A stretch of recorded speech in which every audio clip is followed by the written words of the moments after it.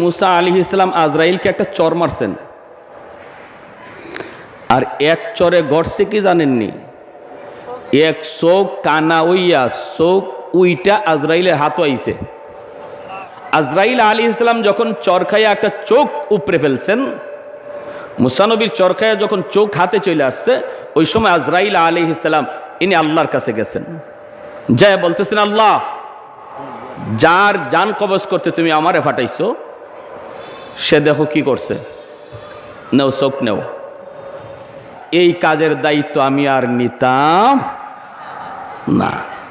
তো আল্লাহ, আপনার কাছে মাপ চাই, আমার বহু দায়িত্ব আছে, আপনার ওই দায়িত্ব দেন, আর জান কবজের দায়িত্ব অন্য কেউরে দেন।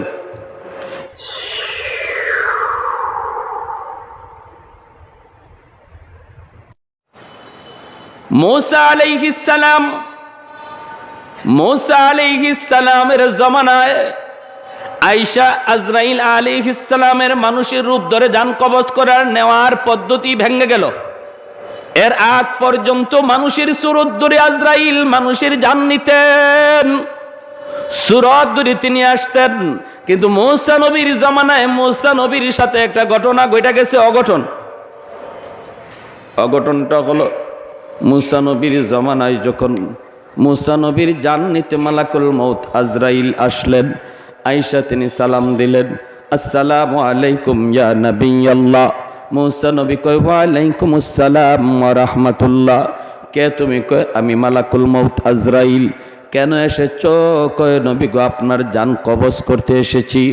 মুসা নবী বলতেছেন, আমি তো এই মুহূর্তে প্রস্তুত না, আমার হাত তোমাকে সাহায্য করবে না, জবান সাহায্য করবে না, পা সাহায্য করবে না, চোখ সাহায্য করবে না, আমার কোনো অঙ্গই তোমাকে সাহায্য করবে না, কেমনে জান নিবা? আজরাইল আলাইহিস সালাম বলতেছেন, আমার যাবায় মন চায় ইবাই নিমু। কথাটা বলা মাত্রই মুসা নবীর একটু খেপে গেলেন। মুসা নবী নরম না গরম? খালি গরম না বেশি? এই কথাটা বলা মাত্রই মুসা আলাইহিস সালাম আজরাইলকে একটা চর মারছেন, আর এক চরে গড়ছে কি জানেননি? এক চোখ কানা উইয়া চোখ উইটা আজরাইলের হাত আইছে। মুসা আলাইহিস সালামের আজরাইল আলাইহিস সালামকে তাপ্পর দেওয়ার ঘটনা ইমাম বুখারী তার বুখারী শরীফের টিকার মধ্যে এনেছেন। সহিহ riwayat, কোনো গন্ডগোল নেই। আজরাইল আলাইহিস সালাম মুসা নবীর থাপ্পর খাইছেন, খাওয়ার পরে চোখ উপরে উঠেছে। মুসা আলাইহিস সালামের গায়ে শক্তি কি পরিমাণ আছিল! মুসা নবীর বংশের এক লোক আর বনি ইসরাইলের এক লোক ঝগড়া লাগতেছিল। মুসা নবী মাঝখানে গিয়া ঝগড়া বাঙ্গাইতে গিয়া তিনি বলছিলেন যে, যা, আমরা ছোট বাচ্চারা মারামারি করলে দুইজনকে দুইটা থাপ্পড় দিয়ে মায়ের ভাঙ্গাই দেই না?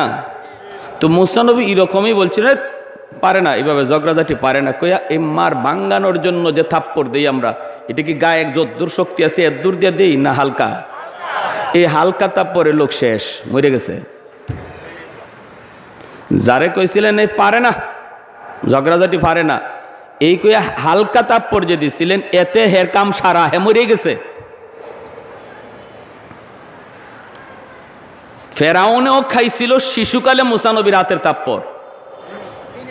মুসা নবী আল্লাহর কুদরতে মুসা নবীর বড় হওয়া, বেড়ে উঠা, এটা যে ফেরাউনে উনারে মারতে চায়, হত্যা করতে চায়, তার ঘরেই আল্লাহ মুসা নবীরে বড় করছেন। এটা হলো আল্লাহর সাথে কেউ যদি মোকাবেলা করতে চায়, এরে আল্লাহ পাক এরকম শস্য ফুল দেখায়, ঠিক কিনা? যেরকম আল্লাহ এই কথা প্রমাণ দেখাইছে, তুই যারে মারতে চাস আমি আল্লাহ তারে রাখতে চাই, এবার তুই তোর সমস্ত ক্ষমতা লইয়া মুসার বিপক্ষে নাম, আর আমি আল্লাহ একা মুসার পক্ষে। মুসার পক্ষে শুধু একমাত্র কে? আল্লাহ। ফেরাউন তার সমস্ত ক্ষমতা লইয়া মুসা নবীর বিপক্ষে, এরপরও আল্লাহর জয় আর ফেরাউনের পরাজয়, ঠিক কিনা? এজন্য সর্বকালের সর্বমানুষ, সে যত ক্ষমতাশীল হোক, তার এটা বোঝা দরকার আমার কোনো পদক্ষেপ সেটা আল্লাহর মোকাবেলা হয়ে যায় কিনা।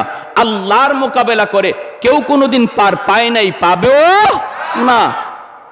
খুব সতর্কতার সাথে আমার কথা আমার কাজ এমনভাবে পরিচালনা করব যে কাজ আর কথা যেন আল্লাহর মোকাবেলায় না যায়। কারণ পৃথিবীর ইতিহাস সাক্ষী আল্লাহর মোকাবেলায় কোনো শক্তিধর ক্ষমতাসীন মানুষ টিকতে পারে না। মুসা আলাইহিস সালাম ফেরাউনের ঘরে, ফেরাউন মুসা নবীরে পালবার অনুমতি দিছে আসিয়ার কারণে। ফেরাউনের স্ত্রী কার? আসিয়ার কারণে। আসিয়া বলছেন আমার বড় মায়া লাগে, অতএব আমি পালতে চাই। ফেরাউনে কয় ঠিক আছে নাও, তোমার যদি মায়া লাগে তাহলে আমি আর কি করব, তুমি তো আমার প্রিয়তমা, নাও তাহলে পালো, কিন্তু আমার তো ভয় হয়। কয় কিসের ভয়? কয় গণকরা বলছে এক ছেলের হাতে আমার রাজত্ব যাবে, আর এই ছেলের বাড়ি বনি ইসরাইল। আমার তো মনে কয় ইডেনি আবার হিডিয়া। আসিয়া বলেন তুমি কি যে বলো না, তুমি কি বুকার রাজ্যে বাস করো? বাচ্চা আইসে নদীর স্রোতের উল্টা দিকে, সব সময় সব জিনিস স্রোতের বাইলে যায়, উল্টায় না। বনি আমি তো নদীর ঘাটে পাইছি, স্রোতে টেইলা ওই দিকে নেওয়ার কথা, অথচ স্রোতের উল্টা দিকে আল্লাহ চালাইছেন আল্লাহর কুদরতে। ঠিক কিনা জোরে খান? এরা মানুষের বুদ্ধিতে ধরার কথা না, আল্লাহর কুদরত। মানুষের যুক্তি যেখানে শেষ, মানুষের বুদ্ধি যেখানে শেষ, সেখানে আল্লাহর কুদরত শুরু হয় মাত্র। ঠিক কিনা? এজন্য ওদের যুক্তিতে ধরে নাই। আসিয়া ওই কথা বুঝাইছেন যুক্তি দিয়া, বনি ইসরাইলের বাচ্চা হলে এইদিকে আসার কথা না, ওই দিকে যাওয়ার কথা, কারণ নদীর স্রোত ওই দিকে। আর এইটা তো বনি ইসরাইল থেকে আমরা তো উল্টা দিকে, স্রোতের উল্টা, বাচ্চাকে উল্টাইছে। ফেরাউন কয় ঠিকই তো, তাহলে এটা বনি ইসরাইলের না, তাহলে নেও পালো, অনুমতি দিল। একদিন ফেরাউন কুলে নিয়ে আদর করতে চাইছে, আদর। কুলে থাকা অবস্থায় মুসা নবীরে যখন চুমা দিতে চায়, নবী চুমা লন নাই, কারণ নবীগণ শিশু হলেও আল্লাহ তাদেরকে বড় মানুষের বুঝ দিয়া রাখে। উনি বুঝে ফেলছেন নাফরমান, তুই তোর খোদা কও আর আমার গালে তুই চুমা দিবে। মুখ ফিরাই এনেছেন, চুমা লন নাই। এরপরে হের কুলে থাইকা, হের কুলের মধ্যে বইয়া ফেরাউনের গালে কষাইয়া একটা চর মারছেন। আচ্ছা, শিশু বাচ্চার চোর, ফেরাউনের গাল লাল হয়ে গেছে। ডাক দিছে আসিয়া, আসিয়া দৌড়ে আসছে। কি হয়েছে? তোমারে ওই সময়ই কইছিলাম, তোমারে ওই সময়ই কইছিলাম এই বাচ্চারে আমার ডর লাগে। কই কেন, কি হয়েছে কও না? কই কি হয়েছে? আর যে কাণ্ড ঘটাইছে আমার মনে হচ্ছে ইডেও হিডিয়া। যে বাচ্চার ভয়ে আমার ঘুম হারাম, খাওয়া হারাম, আমার মনে হইতেছে ইডেই হিডিয়া। তুমি যত যুক্তি দেও না কেন। আসিয়া বলে কি হইছে কও না? কয় আমি চুমা দিতে গেছি, চুমা লয় নাই। এরপরে না লইছে, এটা বড় কথা আসিল না, তারপরে যে উপহারটা দিছে আমারে, বুঝেননি? যে হাদিয়াটা আমারে দিছে, এমন চর আমার বাপের গুত্ত আমি খাইছি না। আসিয়া বলে তো তুমি একটা এখন একবারে বাচ্চাদের মতো কথা বললা। ছোট বাচ্চা তোমার কুলে বইয়া তোমারে চর মারছে, তুমি কও জীবনে এমন চর খাইছো না। আরে বাচ্চারা এমন কতই হাত পা নাড়ানাড়ি করে, আর নাড়াচাড়া করতে গিয়ে মনে হয় তোমার গালে লাগছে, তুমি কও চর। ফেরাউন কয় আসিয়া চরটা আমি খাইছি, আমি বুঝি, তো বুঝা কইও চরটা আমি খাইছি, আমি বুঝি। এটা ছোট মানুষের চর না বড় মানুষের চর? আমার যদ্দূর মনে হইতেছে এই বাচ্চা বুঝছেও আমার চরটা মারছে। এটা ছোট মানুষের চর না, বুঝে চর দিছে। আসিয়া বলে তখন কি করা? কয় না না, আমার পুরা সন্দেহ, পুরা সন্দেহ ইডো হিডিয়া। তো আসিয়া বলতেছে এক কাজ করি, একটা পরীক্ষা করি, বুঝা মারলো না না বুঝা মারলো। ফেরাউন কয় কেমনে করবা? কয় পরীক্ষা হইলো এক জায়গায় আগুন রাখবো, আগুনের আংরা যেটা লাল হয়ে রয়েছে স্বর্ণের মতো, এরকম কিছু আগুনের আংরার টুকরা রাখবো আর স্বর্ণের টুকরা রাখবো, দুটা পাশাপাশি রাখবো। এরপরে এই বাচ্চারে সাইরে দাও, এই বাচ্চা আঙ্কুট গালা দিয়ে দিয়ে দেখা যাক কোন দিকে যায়। যদি গিয়ে স্বর্ণের মধ্যে হাত দেয় তাহলে বোঝা গেল হের বুঝ আছে, হুশ আছে, এবং চটটাও বুঝেই মারছে। আর যদি আগুনে হাত দেয় তাহলে বোঝা গেল না না, এটা না বুঝছে চোর দিছে। ফেরাউন কত ঠিক আছে নাও পরীক্ষা এটাই করো। এখন এই পরীক্ষা করতে গিয়ে মূসা নবী, উনি তো শিশু হলো নবী, বুঝ আছে পুরাপুরি কোনটা আগুন কোনটা স্বর্ণ। উনি রুক লইছেন কিন্তু স্বর্ণের মুখা, স্বর্ণের দিকেই কিন্তু রুক নিছেন। যখন আঙ্কুট গালা দিয়ে যাইতেছেন ফেরাউনে তখন আসিয়া কই যায় বুঝছো, আমি যে কইসলাম বুঝা চর দিছে এখনই বুঝবা। ও দেখে বুঝে কোনটা আগুন কোনটা স্বর্ণ, আগুনের দিকে না হ্যাঁ স্বর্ণের দিকে যাইতেছে। আসিয়াও ভয়ে কাঁপতেছেন। এখন যদি স্বর্ণের দিকে হাত দেয় তাহলে ফেরাউনে দুটুকরা করে ফেলবে, জবাই করে ফেলবে। কারণ এক বাচ্চার কারণে 70,000 শিশু সন্তান জবাই করছে ফেরাউন বনি ইসরায়েলের, শুধু একটা বাচ্চারে খুঁজতে গিয়া।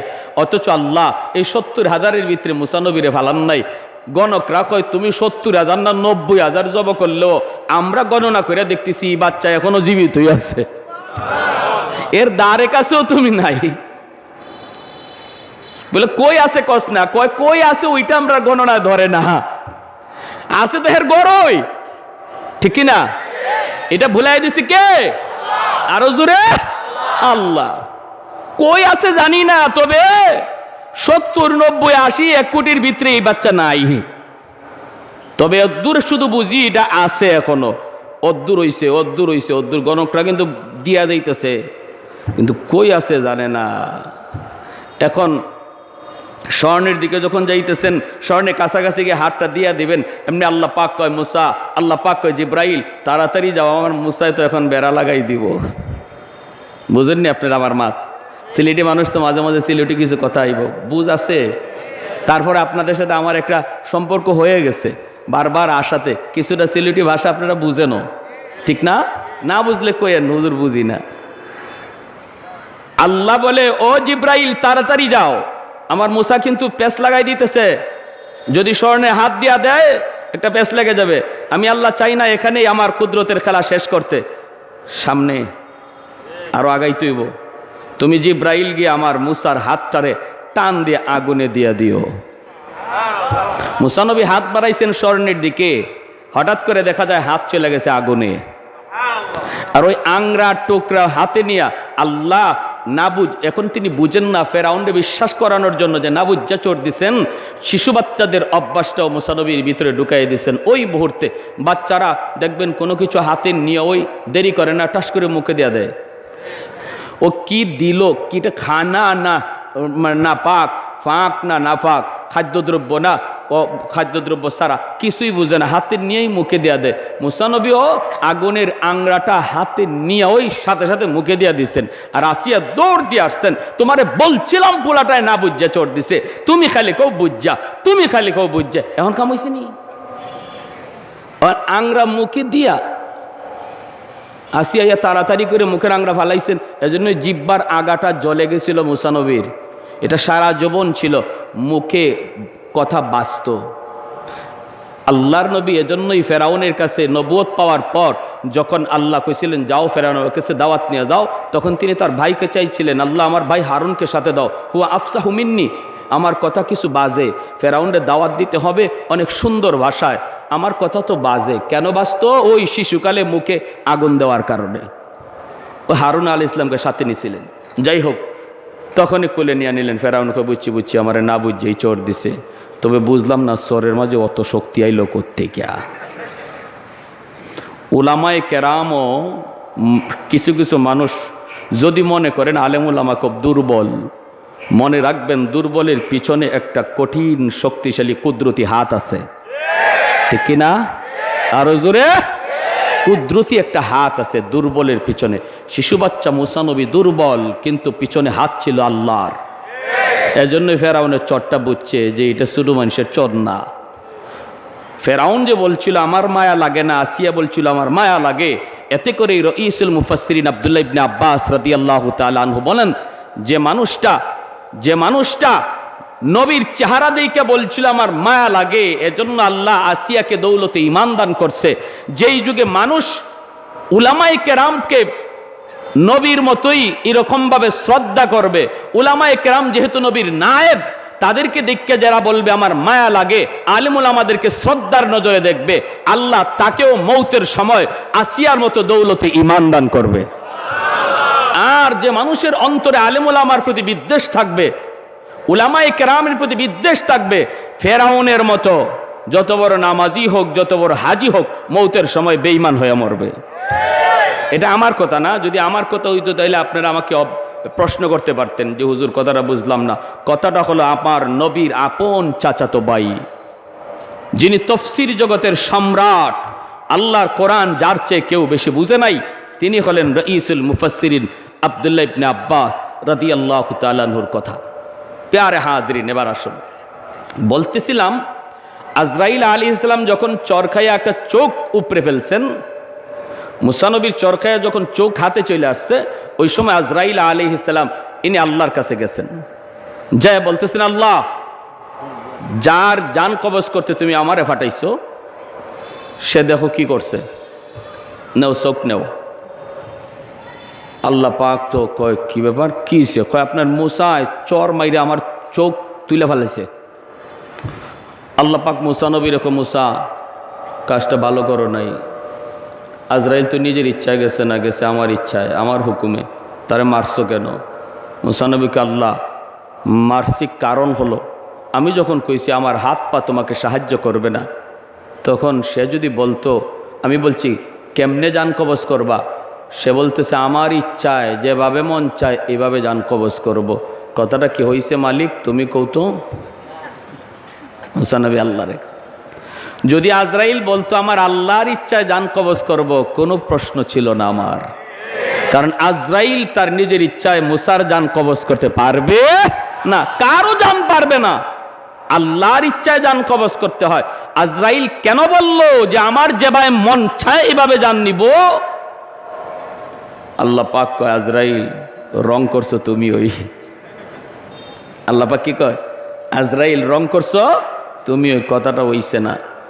মালাকুল মৌত আজরাইল বলে আল্লাহ রং করছি আর ভুল করছি, আমি এত কিছু বুঝি না, এই কাজের দায়িত্ব আমি আর নিতাম না।